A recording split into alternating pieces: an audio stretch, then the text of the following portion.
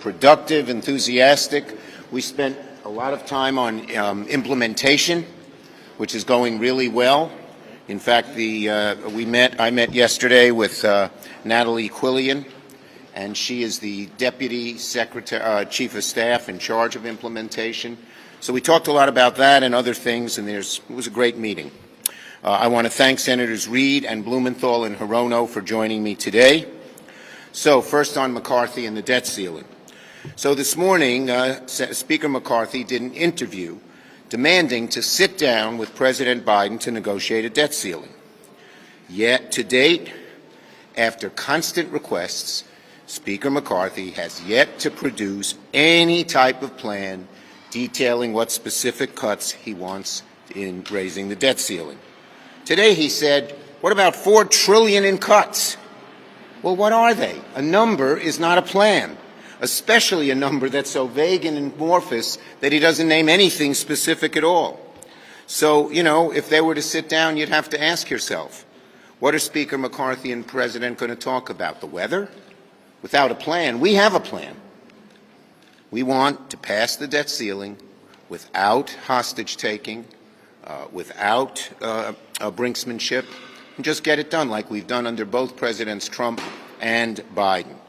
They still don't have a plan. If Speaker McCarthy truly has a plan, then lay it out. This isn't about a number. It's about having details, facts, simply put, a plan. And at a time when our country needs a solution, the Republicans in the House are giving us just brinksmanship. We say back to Speaker McCarthy once again, because he hasn't advanced the ball one jot, show us your plan. The reason he doesn't want to do it, in my judgment, my humble judgment, because he can't get 218 votes for any plan.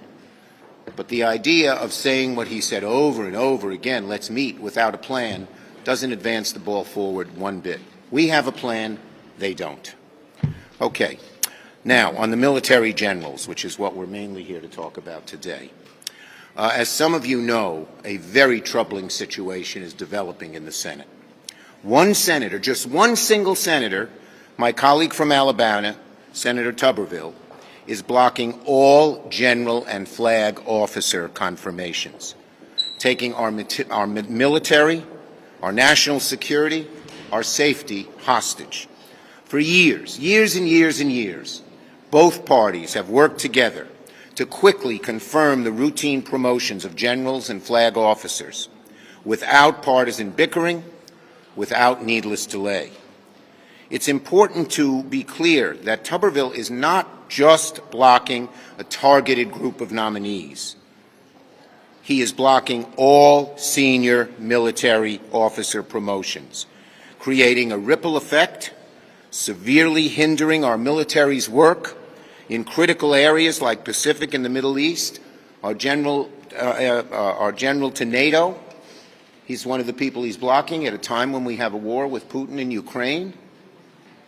It's just horrible what he is doing. One member is blocking all of these people. Now, it's very simple.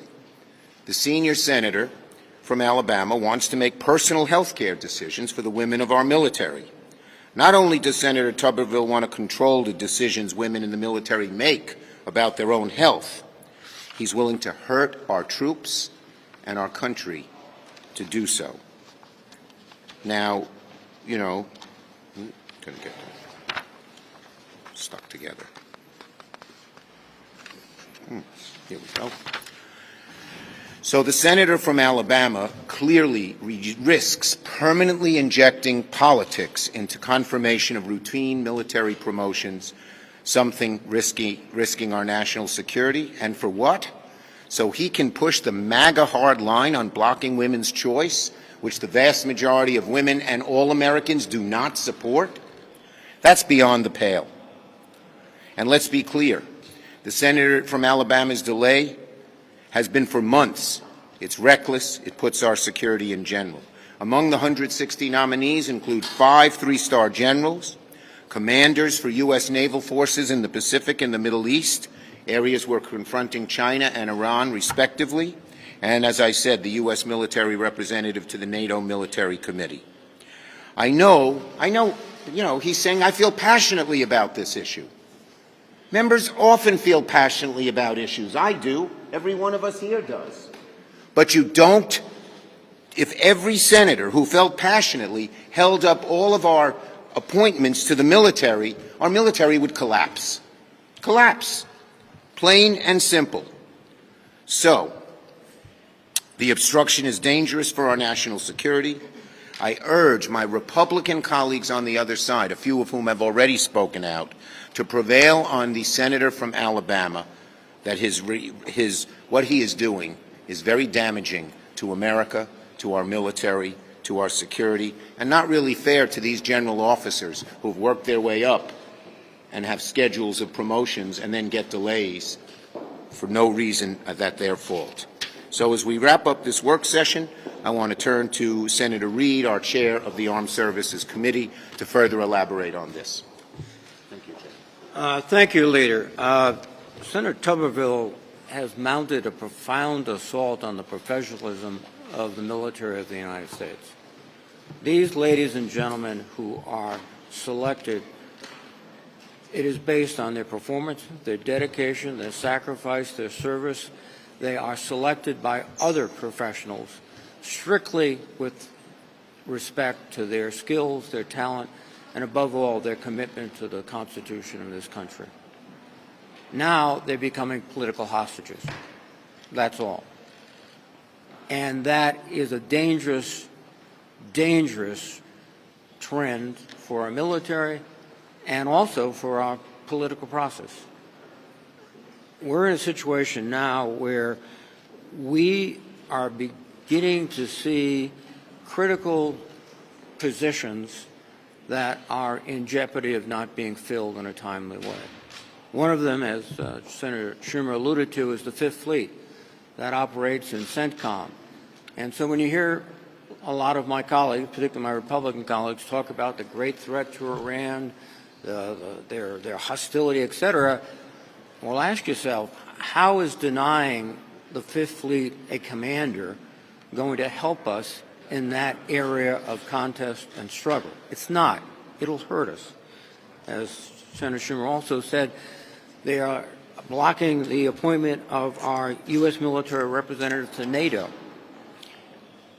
at a time when NATO is a key part of a worldwide coalition to help the Ukrainian people fight back their Russian invaders. Now, that's bad enough. We've got a lot of general officers that are on hold. But let's look ahead. Within the next 8 months, there will be approximately 80 general officer and flag officer nominees coming through our committee. These officers include 3 combatant commanders: Cybercom, Spacecom, and Northcom. 3 deputy combat commanders, the deputy at Cybercom, CENTCOM, and AFRICOM. 3 service chiefs of staff: the Army, the Chief of Naval Operations of the Navy, and the Commandant of the Marine Corps, and the Vice Chief of Staff of the Air Force. And in addition, in September, the term of the Chairman of the Joint Chiefs of Staff, General Milley, expires under law. If this continues, we will have, within a few months, no leadership in the significant parts, in fact, almost the entire Department of Defense. We'll have acting people, we'll have temporary people, and we need leadership right now. This is completely unacceptable. So if my colleagues believe in the need for a strong military based on constitutional and professional values, they won't inject this political theater into this process.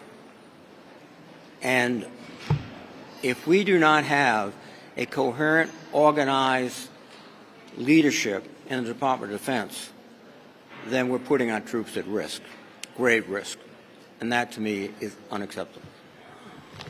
Senator Blumenthal. Thank you. Senator Reid and Senator Schumer have said it well.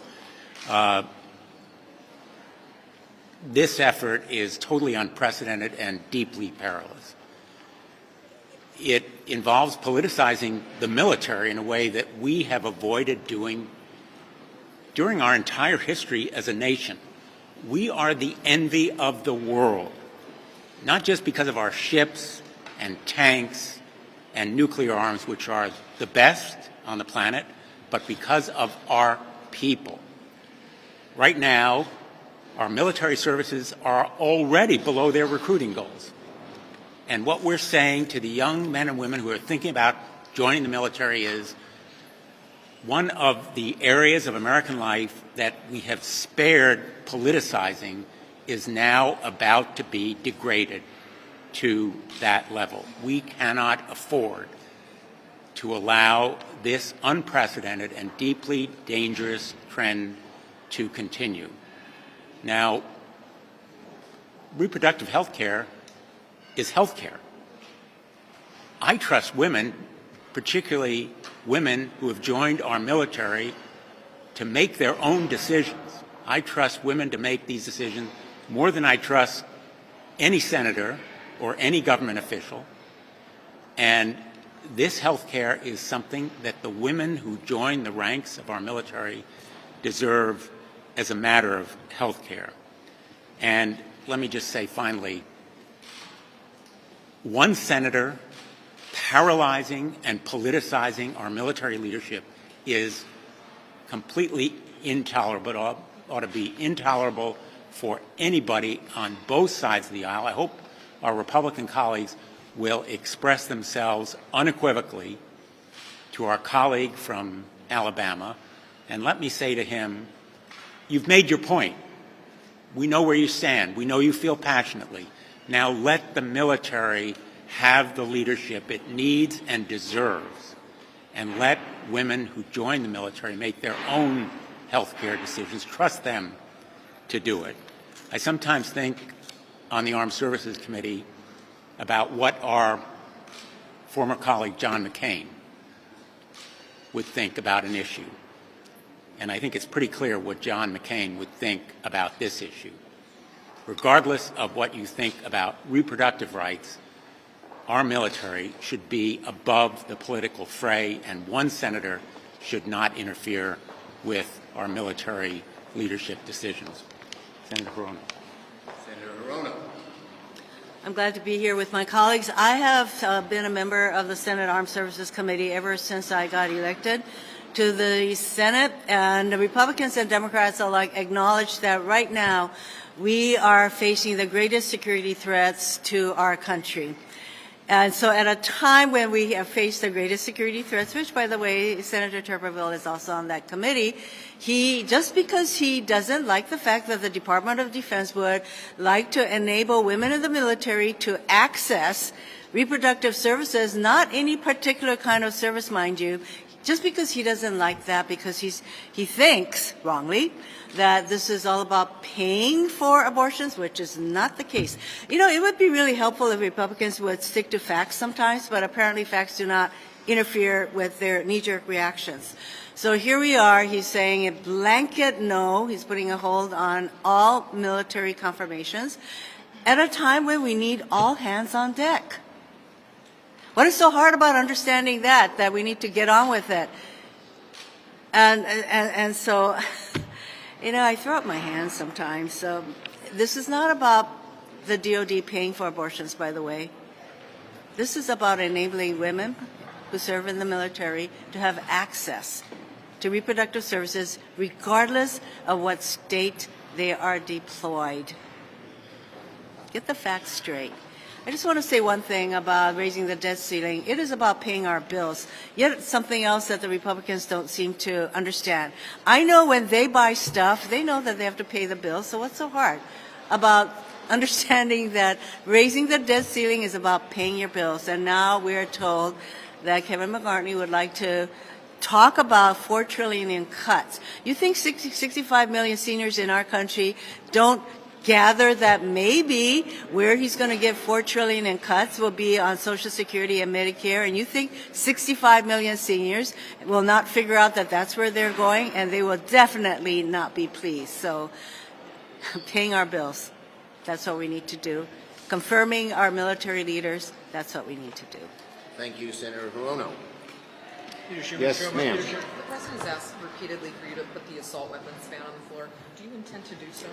Look, as you know, I care passionately about this. I'm the author of the bill that passed in 1994, and we're working hard to get enough votes to pass it. But, Yes. You have been critical of House Republicans when they have stepped in on the District of Columbia and their issues. There was an aide to Senator Paul who was stabbed in very serious condition the other night. What do you think should be done about D.C.? Do House Republicans have an argument when it comes to the oversight of D.C. when it pertains to crime, or is this an overreach?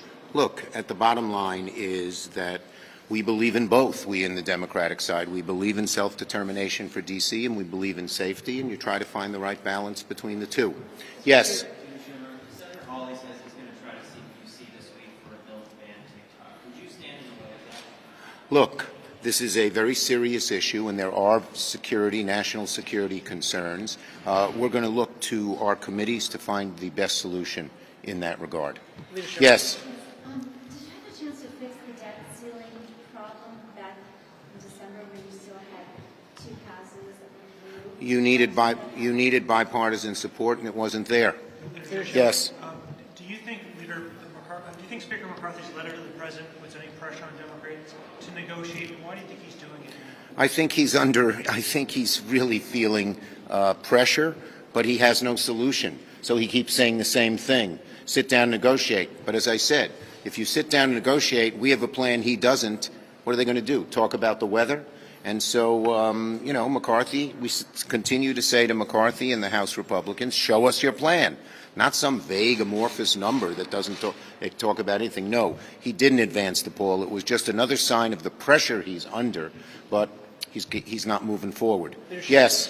You met with Julie Su today. How confident are you about getting Manchin, Sinema, and other moderates involved? Look, I met with Julie Su. I think she's an extremely capable nominee. She will look out for the working people of America, as she has done, and we're going to do everything we can to get her passed. Leadership. Yes? Are you planning to put any sort of banking regulation bill on the floor in the coming weeks? Look, as I said, I believe we do need strong legislation in terms of banking, but we need bipartisan support. I'm very glad that Senator Brown is working in a bipartisan group to get something done. Leadership. Thank you, everybody.